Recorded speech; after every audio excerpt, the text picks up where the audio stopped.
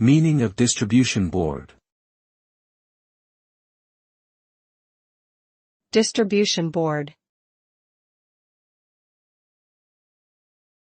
Distribution board. Distribution board. Distribution board. A distribution board, also known as a panel board or breaker panel, is an electrical component that distributes electrical power to circuits within a building or structure. The board receives power from a main electrical supply and distributes it through individual circuit breakers to various electrical devices and appliances throughout the building.